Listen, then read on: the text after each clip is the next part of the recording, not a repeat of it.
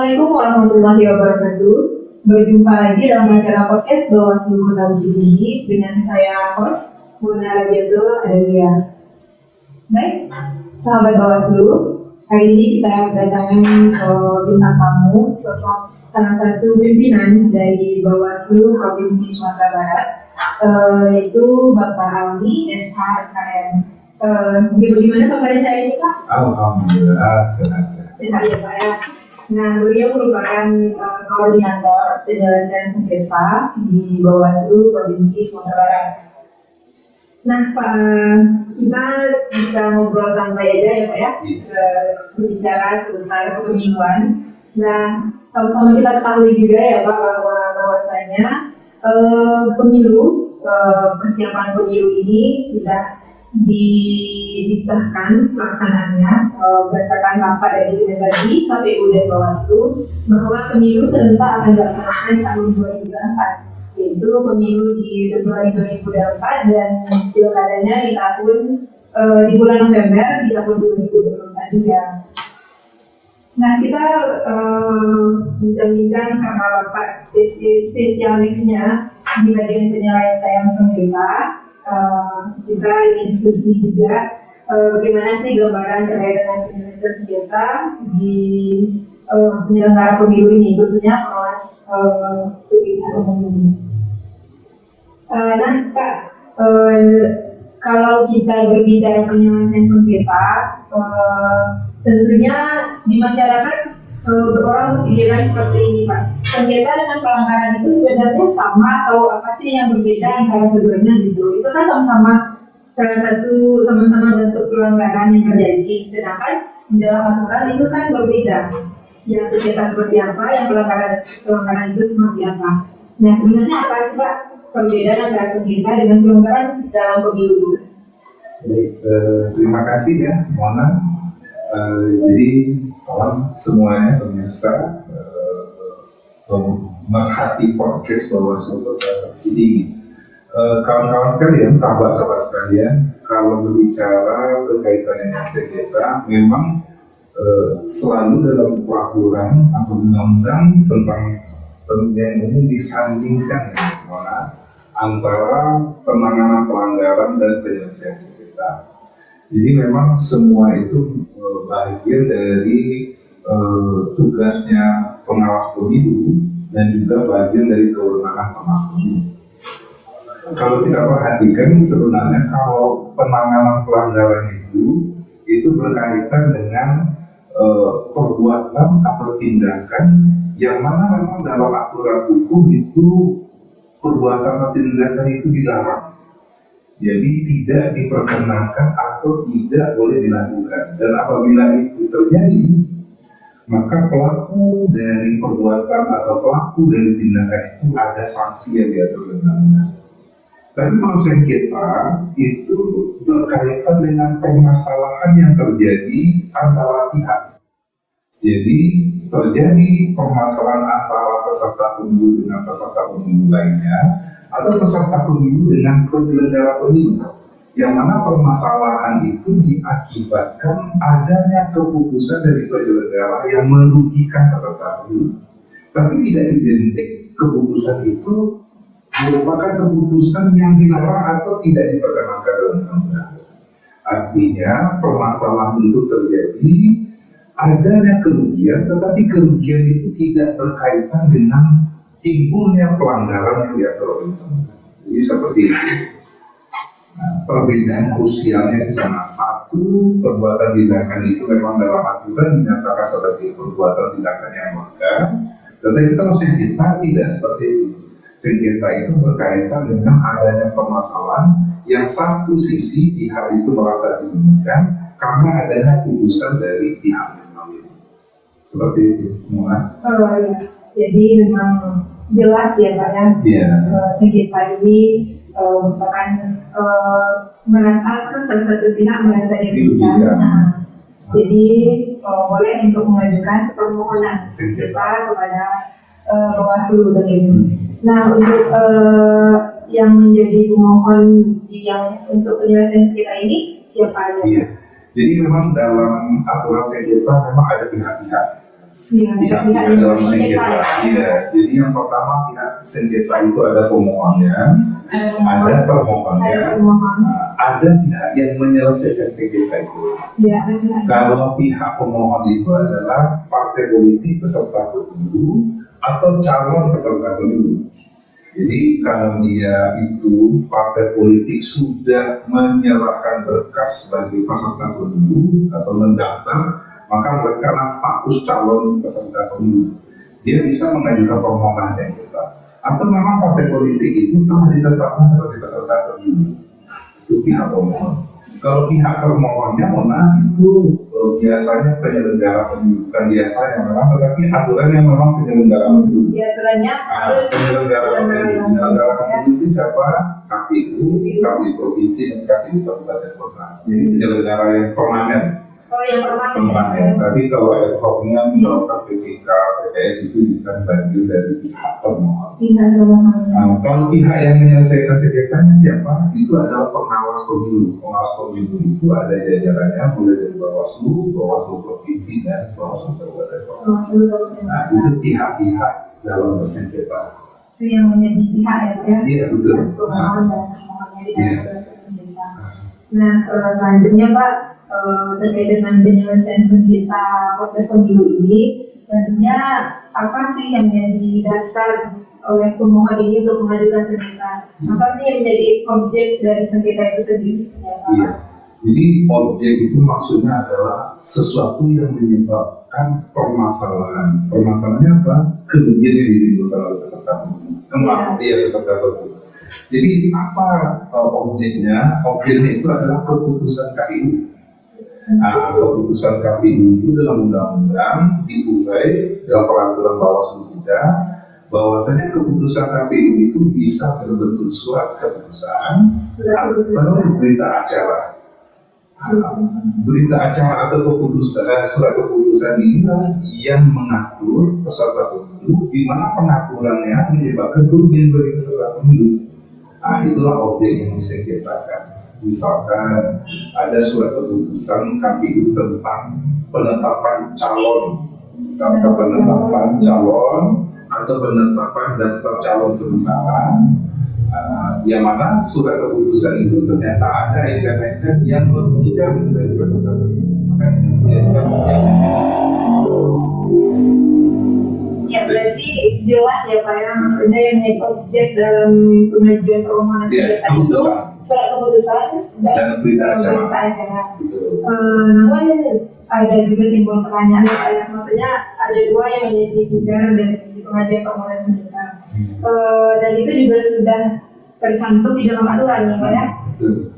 Tapi kalau misalkan kira-kira dokumen lain bisa nggak Pak yang dijadikan objek dari sengketa itu? Misalkan pihak yang merasa dirugikan itu bukan menggugat dari SK atau berita acara KPU tersebut, misalnya seperti dokumen yang lain, pengumuman, surat edaran, apakah bisa menjadi sumber untuk pengajuan sengketa Bawaslu? Iya, kalau dalam Undang-Undang Nomor 7 2017 itu sudah mengkooptasi bahwasanya yang menjadi objek itu adalah keputusan. Nah, jadi hanya keputusannya keputusan KPU, dan uraian keputusan itu nanti di di KPU provinsi atau kabupaten kota itu bisa bermakna surat keputusan dan berita acara. Jadi hanya itu saja. Tetapi begini Mona, kalau sengketa dalam Undang-Undang Nomor 7 itu sengketa proses itu ada dua jenis. Sengketa peserta pemilu dengan penyelenggara, tetapi bisa juga ada sengketa jadinya sengketa sesama peserta pemilu. Jadi peserta pemilu antar peserta pemilu itu berkaitan dengan perbuatan atau tindakan peserta pemilu yang menyebabkan peserta pemilunya mengalami kerugian. Maka itu bisa dijadikan objek sengketa. Tapi tetap tindakan perbuatan itu berkaitan dengan adanya keputusan tadi. Seperti itu. Keputusan dari KPU langsung. Iya. Jadi kita juga perlu dengar informasi juga langsung dari Bapak atau Pak Dik ya Pak ya. Jadi kan kita hari ini masih dalam tahap persiapan menghadapi pemilu serentak di tahun 2024 nanti. Nah, terkait penyelesaian sengketa ini, nah sebenarnya permohonannya itu yang akan diajukan ke Bawaslu itu seperti apa? Iya, jadi sengketa itu kan berkaitan dengan kewenangan. Kewenangan sengketa itu melekat kepada pengawas pemilu. Kapan mulai kewenangan itu bisa melekat kepada pengawas pemilu? Apabila sudah ada penetapannya tahapan. Nah, jadi kalau sudah ada KPU mengeluarkan peraturan KPU tentang penetapan tahapan jadwal waktu dan program, maka di sanalah baru bisa melekat kewenangan menyelesaikan sengketa pada pengawas pemilu. Sepanjang tidak ada tahapan pemilu atau tahapan pemilihan bupati, bupati gubernur, maka kewenangan sengketa itu belum melekat kepada pengawas pemilu. Artinya tidak ada proses penyelesaian sengketa apabila belum ditetapkannya tahapan pemilu. Seperti itu ya Pak ya. Jadi memang sudah harus masuk tahapan dan adanya SK surat keputusan dari KPU langsung. Nah, terus juga Pak, jadi kan terkait permohonan ini dapat diajukan secara langsung. Artinya pemohon pihak yang merasa dirugikan tersebut boleh langsung mendatangi kantor Bawaslu untuk mengajukan permohonan sengketa, dan juga kami pernah mendengar boleh pengajuan dilakukan secara tidak langsung atau online yang pernah didengar dengan SIPS versi 3.0. Nah itu seperti apa Pak, maksudnya antara yang langsung dengan pengajuan tidak langsung itu perbedaannya dan kemudahannya itu seperti apa Pak? Baik. Jadi permohonan sengketa itu dapat dilakukan atau diajukan dengan dua metode. Yang pertama, permohonan disampaikan secara langsung. Yang kedua, permohonan disampaikan secara tidak langsung. Kalau permohonan disampaikan secara langsung, pemohon datang langsung kepada sekretariat pengawas pemilu, maka diajukanlah permohonan berupa penyampaian surat permohonan sengketa. Jadi bahasanya manual nih. Datang menemui petugas, membuat surat permohonan, dan salinan hard copy surat permohonan itu disampaikan kepada petugas penerima permohonan sengketa. Itu permohonan langsung. Kalau permohonan tidak langsung, Bawaslu sudah menyiapkan aplikasi pengajuan permohonan sengketa dengan sistem online. Jadi dibuatkan aplikasi namanya Sistem Informasi Penyelesaian Sengketa. Maka pihak pemohon boleh mengajukan permohonan sengketa dengan memanfaatkan aplikasi tadi. Di sana ada menu-menu, nanti yang akan dipakai menu permohonan. Maka silakan dilengkapi menu permohonan itu, dan apabila sudah dilakukan proses permohonan pengajuan sengketa secara online di sistem informasi penyelesaian sengketa tadi, maka sudah dianggap permohonan itu tersampaikan pada pengawas pemilu. Sepanjang memang pengisian permohonan itu di aplikasi sistem informasi penyelesaian sengketa. Nah, sistem aplikasi penyelesaian sengketa ini sudah mengalami perkembangan ini. Nah, dulu di 2018 SIPS itu ada fungsinya SIPS 1,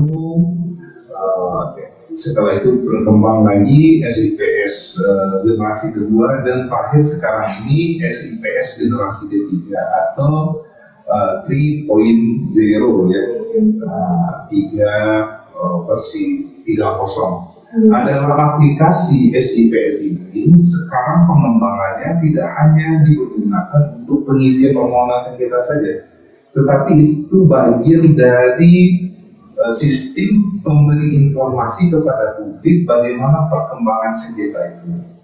Jadi publik bisa melihat perkembangan permohonan sengketa yang pernah terjadi dan sedang terjadi di Bawaslu masing-masing. Misalkan nanti sebagai masyarakat biasa ingin mengetahui berapa permohonan sengketa di tahun sekian, misalkan di tahun 2014-15 di sebuah daerah, maka kita bisa memanfaatkan SIPS itu untuk mencari informasi.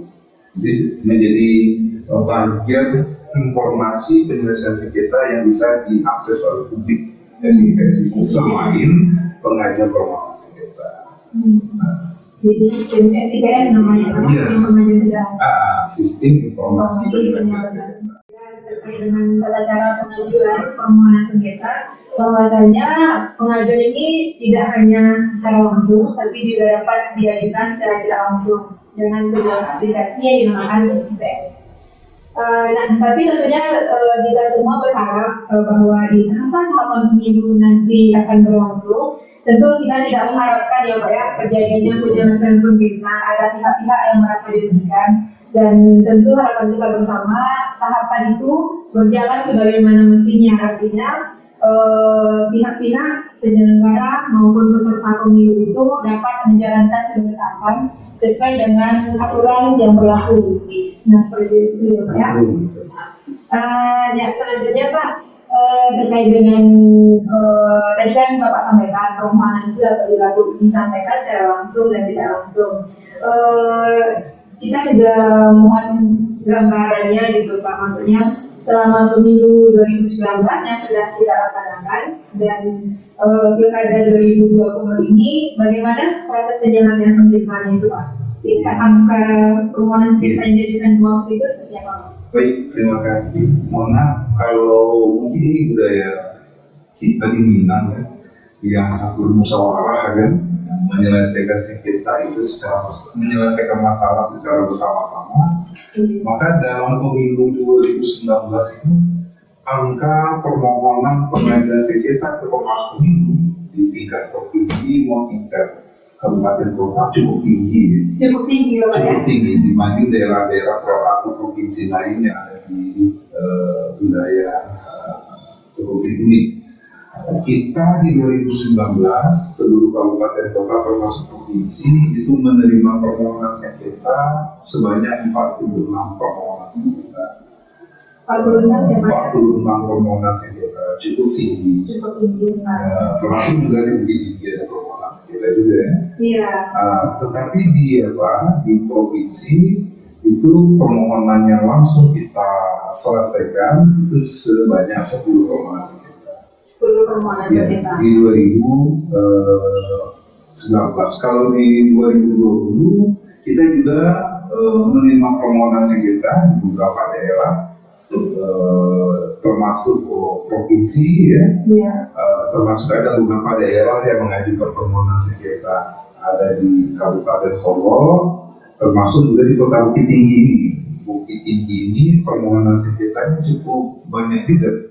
Kalau di Kabupaten Solo, permohonan sengketa yang disampaikannya itu ada satu permohonan sengketa, tetapi kalau di Bukit Tinggi ini ada permohonan sengketa, kalau saya tidak salahnya itu ada 5 permohonan sengketa. Ada 5 ya? Tetapi yang diproses sampai selesai itu ada 2 permohonan sengketa. Yang sebelumnya itu ada yang tidak diterima atau ada yang diterima. Ini menggambarkan bahwasanya Sumatera Barat ini memang tingkat kecerdasan masyarakat dalam politik dan penghargaan terhadap proses musyawarah itu cukup tinggi. Orang lebih suka menyelesaikan masalahnya, lebih suka mencari solusi dalam proses penyelesaian masalah itu dalam forum-forum resmi musyawarah. Maka sengketa inilah yang banyak dimanfaatkan oleh masyarakat kita. Seperti itu. Berarti memang cukup tinggi angka permohonan sengketa yang masuk ke Bawaslu ya Pak. Nah, jadi kalau sekarang mengingat persiapan kita dalam menghadapi pemilu serentak di tahun 2024 ini, kira-kira apa yang menjadi kiat-kiat untuk meminimalisir gitu Pak? Tentunya kita semua berharap penyelesaian sengketa setidaknya berkurang, atau upaya pencegahan dari kita supaya tidak terjadi penyelesaian sengketa ini seperti apa Pak? Persiapan kita. Jadi sebenarnya tugas utama kita ke depan itu adalah mencegah pencegahan penanganan pelanggaran atau pencegahan penyelesaian sengketa. Jadi ada upaya-upaya dari kelembagaan kita ke depan itu proses-proses berkaitan dengan pelanggaran sengketa itu harus kita minimalisir dengan tindakan-tindakan pencegahan. Apa saja tindakan pencegahan yang sudah dan akan kita lakukan? Kita perlu melakukan proses sosialisasi berkaitan dengan sengketa ini. Melakukan Sosialisasi di seluruh kabupaten kota, ada rapat koordinasi dengan stakeholder, mengundang para pihak seperti pemohon dari partai politik atau termohon KPU. Kita lakukan proses pencerahan bagaimana substansi sengketa itu, apa sengketa itu, dan termasuk bagaimana menghindari supaya sengketa itu tidak terjadi. Setelah itu kita melakukan internal kita, jadi pemerintah kita lakukan ke SDM penyelenggara kita, bagaimana penyelenggara ini betul-betul bisa memahami secara komprehensif substansinya, aturannya, prosedurnya, aturan hukum dan sebagainya berkaitan dengan sengketa, agar mereka bisa juga meminimalisir bahkan memberi pencerahan kepada seluruh stakeholder sengketa itu dapat ditekan atau tidak terjadi.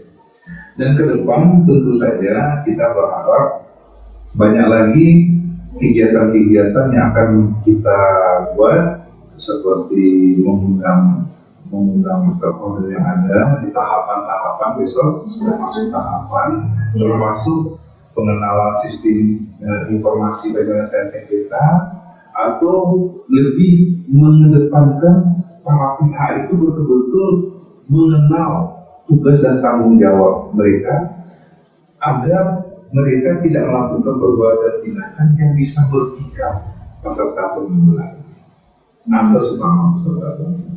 Seperti itu. Ya, jadi memang sudah banyak juga upaya sebelum terjadi penyelesaian sengketa itu yang dilakukan oleh Bawaslu ya Pak, untuk meminimalisir terjadinya sengketa pada tahapan pemilu. Nah, terus juga Pak, kita berbicara mengenai kewenangan dari lembaga pengawas ini, khususnya Bawaslu. Jadi memang di aturan, khususnya di Undang-Undang Nomor 7 Tahun 2017, bahwa Bawaslu ini memang diberikan kewenangan untuk melakukan penyelesaian sengketa dalam hal memeriksa, mengkaji dan memutus proses penyelesaian sengketa pemilu ini. Nah, Bawaslu Kabupaten Kota ini memiliki kewenangan yang bisa dikatakan kewenangan yang besar gitu Pak. Bapak selaku pimpinan di Bawaslu Provinsi, bagaimana tanggapan Bapak terkait dengan kewenangan besar yang sudah diemban oleh Kabupaten Kota ini? Iya, jadi kewenangan besar itu kita anggap sebagai mahkota. Mahkota itu kan sesuatu yang memang harus dijaga dengan baik, harus dihormati, harus ditempatkan pada posisinya.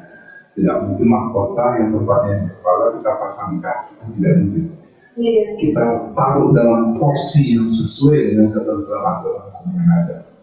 Nah, kewenangan yang besar ini seperti Mona sampaikan bagian dari mahkota kita, itu betul-betul kita jadikan menjadi sebuah kewenangan yang perfeksionis, yang sempurna. Ada upaya dari pimpinan kita Bawaslu ke depan itu berkaitan dengan kewenangan penyelesaian sengketa itu dilakukan prosedur-prosedur pembinaan pelatihan yang intensif agar seluruh kabupaten kota berkaitan dengan kewenangan itu persepsinya sama, menjalankan kewenangan itu sama, termasuk juga memberi putusan terhadap wewenang itu juga sama. Jadi bagaimana prosedur menerima, bagaimana prosedur memeriksa, bagaimana prosedur mengkaji, termasuk memutus sebuah proses sengketa itu antara satu daerah di seluruh wilayah Indonesia itu sama, terintegral dan terpercaya. Jangan sama satunya di sebuah daerah itu putusan sengketanya bisa dihargai, tapi di tempat lain tidak dihargai, atau di satu daerah dengan objek permasalahan sama, Tetapi di tempat lain dengan objek permasalahan yang sama putusannya berbeda, ya. Tidak bisa seperti itu. Karena ini lembaganya termasuk kewenangan menjalankan proses semi peradilan. Iya. Nah, selanjutnya dalam kewenangan yang kita kaitkan dengan mahkota ini sebuah titipan negara kepada kita yang tidak dititipkan ke lembaga lain kepada kita. Jadi penyelesaian sengketa proses pemilu hanya kita satu-satunya yang menjalankan. Lembaga lain tidak ada yang menjalankan dan tidak punya kewenangan untuk itu. Jadi ini yang perlu kita sadari, bagaimana kita menjalani ini secara baik, benar, sesuai dengan ketentuan yang ada dan mengedepankan azas-azas sebagai penyelenggara pemilu. Seperti itu. Nah, iya Pak. Ini memang berat ya Pak ya, tapi dibekali. Iya. Ada ilmu. Kalau berat itu sebenarnya apabila kita tak punya kemampuan untuk menjunjung itu proses berat. Tapi Ya, kalau kita betul. punya kemampuan Ya. yang didapati dengan adanya proses, misalnya pelatihan, Iya. adanya pembinaan yang jelas, adanya untuk kegiatan-kegiatan yang akan menopang kita mampu menerima itu, saya pikir tidak ada yang berat dalam kewenangan. Tidak ada yang berbeda. Ya mungkin Pak terakhir terkait dengan Bapak selaku koordinator dari penyelesaian sengketa Bawaslu Provinsi Sumatera Barat, apa yang menjadi tantangan tersendiri bagi Bapak? Apakah ada tekanan atau intimidasi seperti apa gitu Pak? Iya, jadi kalau pengalaman kita dalam memproses penyelesaian sengketa itu cukup dinamis, cukup banyak kita mendapatkan pengalaman. Mulai dari menerima permohonannya itu macam-macam, ada dari partai politik, ada dari calon anggota DPD, ada calon kepala daerah, calon gubernur, itu bervariasi, termasuk permasalahan yang disampaikan juga beragam-ragam, bermacam-macam masalah-masalah yang disampaikan. Sebenarnya ini menjadi pengayaan bagi kita bahwasanya pemilu itu tidak sesederhana hanya datang ke TPS mencoblos setelah itu pulang. Pemilu ini luar biasa sekali permasalahannya. Selanjutnya kalau berkaitan dengan tantangan kita, saya pikir menjadi konsekuensi bagi seorang penyelenggara bahwasanya dalam menjalankan kewenangan itu pasti ada tantangan berupa gangguan dari banyak pihak. Banyak gangguan itu mulai dari para orang-orang yang berkepentingan pada masalah itu, atau adanya provokator untuk itu, atau adanya pihak-pihak yang ingin memanfaatkan masalah itu bagi kepentingan yang bersangkutan. Nah ini bagi tantangan kita, bagaimana kita tetap bisa mengedepankan prinsip penyelenggara pemilu. Kita harus jujur, harus adil, harus bertanggung jawab, ya, harus mengedepankan prinsip profesionalisme kita dalam menghadapi. Dan ini insya Allah bagi seluruh penyelenggara sudah menjadi keteguhan bahwasanya mereka akan siap menghadapi tantangan. Tidak hanya harus siap. Saya pikir seluruh penyelenggara, apalagi pengawas pemilu, konsekuensi ini sudah diketahui sewaktu mereka ingin mendaftar sebagai penyelenggara. Jadi saya berkeyakinan tidak ada penyelenggara yang takut menghadapi proses ini. Iya, jadi harus bermental baja ya Pak ya. Iya, insya Kalau Allah. kita lihat di luar, maksudnya biasanya kan orang ini tidak mau kerjanya jauh gitu Pak. Jadi sebagai pengawas memang harus punya mental yang kuat ya Pak. Banyak dinamikanya nanti di lapangan. Iya Pak. Nah, jadi mungkin yang seperti itu ya Pak, seputaran obrolan kita hari ini terkait dengan penyelesaian sengketa, persiapan menghadapi pemilu serentak di tahun 2024. Kita tentu berharap bahwa pemilu 2024 nanti dapat berjalan dengan lancar ya Pak, dan sukses di pesta demokrasi nanti di tahun 2024. Dan tentu kita juga tidak pesta demokrasi ini tidak lahir secara instan. Banyak proses yang akan dilalui oleh jajaran penyelenggara pemilu, baik itu Bawaslu sebagai lembaga pengawas pemilu dan KPU sebagai lembaga penyelenggara pemilu. Nah mungkin demikian ya Pak ya obrolan kita hari ini terkait dengan implementasi kita. Sekali lagi terima kasih Bapak sudah mau berkunjung dalam podcast Lembaga Uji Tinggi, sudah berkenan meluangkan waktu ya Pak. Sama-sama. Ya, baik sahabat Bawaslu, demikian acara podcast kita bersama pimpinan Bawaslu Provinsi Sumatera Barat. Terima kasih, sampai jumpa lagi. Assalamualaikum warahmatullahi wabarakatuh.